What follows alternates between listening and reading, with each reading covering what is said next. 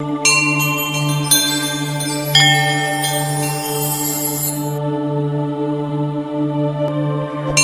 स्वागत है आपका हमारे YouTube चैनल भक्ति द्वार में। जया एकादशी का व्रत ध्यान और आत्मनियंत्रण का प्रतीक है। यह दिन मनुष्य को अपने मानसिक और शारीरिक इच्छाओं पर नियंत्रण रखने की प्रेरणा देता है। इस दिन संयमित और संतुलित जीवन जीने का संदेश भी मिलता है। जया एकादशी का व्रत रखना अत्यधिक लाभकारी है। जो किसी मानसिक तनाव, रोग या शारीरिक समस्या से जूझ रहे हैं, उन्हें एकादशी का व्रत मानसिक शांति, आत्मविश्वास और आत्मशुद्धि के लिए एक प्रभावशाली उपाय माना जाता है। जया एकादशी के दिन अगर व्यक्ति अपने पुराने पापों का प्रायश्चित करता है और सच्चे मन से भगवान से क्षमा मांगता है, तो उसे जीवन के हर क्षेत्र में विजय प्राप्त होती है। यही कारण है कि इसे विजय की एकादशी भी कहा जाता है।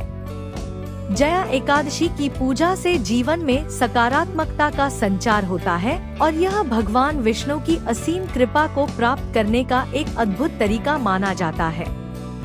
जया एकादशी को लेकर कई कथाएं प्रचलित हैं, जो हमें इस दिन के महत्व को और समझाती हैं। अब हम आपको सुनाते हैं जया एकादशी की पौराणिक कथा। प्राचीन समय की बात है, देवलोक में एक बार उत्सव का आयोजन किया गया था। वहाँ देव, ऋषि मुनि एवं गंधर्वगण आनंद मना रहे थे। इन्हीं में से एक गंधर्व थे माल्यवान और उनकी सुंदर पत्नी पुष्पवती। दोनों ही स्वर्गलोक में भगवान इंद्र की सभा में गान किया करते थे। एक दिन जब सभी देवगण भगवान इंद्र के दरबार में आनंद मना रहे थे, माल्यवान और पुष्पवती भी वहां उपस्थित थे। लेकिन उस दिन पुष्पवती का मन भक्ति में नहीं लगा। वह अपने पति माल्यवान को प्रेमपूर्ण दृष्टि से देखने लगी। इसी कारण माल्यवान भी भक्ति की जगह अपनी पत्नी की ओर आकर्षित हो गए और वे इंद्र के दरबार में ठीक से गान नहीं कर सके। इससे क्रोधित होकर भगवान इंद्र ने दोनों को श्राप दे दिया, तुम दोनों स्वर्ग से निष्कासित होकर मृत्युलोक में जन्म लोगे और भूत प्रेत योनि में भटकते रहोगे। इंद्र के श्राप से दोनों तुरंत स्वर्ग से गिरकर पृथ्वी पर भूत प्रेत योनि में जन्मे। वे बहुत ही कष्टदायक जीवन जीने लगे और उन्हें अत्यंत दुख का सामना करना पड़ा। एक दिन माघ शुक्ल पक्ष की एकादशी आई। संयोग से उस दिन उन्होंने कोई अन्न नहीं खाया और भगवान विष्णु का स्मरण किया। इस कारण उन्होंने अनजाने में ही जया एकादशी का व्रत कर लिया। इस व्रत के प्रभाव से उनका प्रेत योनि से उद्धार हो गया और वे पुनः अपने दिव्य स्वरूप को प्राप्त कर स्वर्गलोक वापस चले गए। भगवान विष्णु की कृपा से उन्हें पुनः गंधर्व रूप में स्वर्ग की प्राप्ति हुई।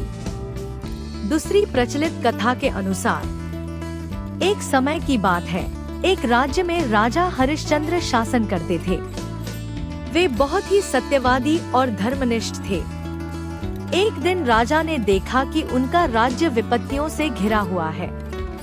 इसके कारण उनका मन बहुत उदास और व्यथित था।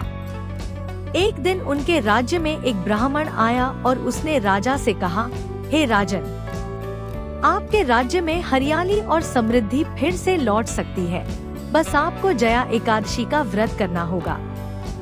इस व्रत से भगवान विष्णु की कृपा प्राप्त होगी, जिससे राज्य की समृद्धि लौट आएगी।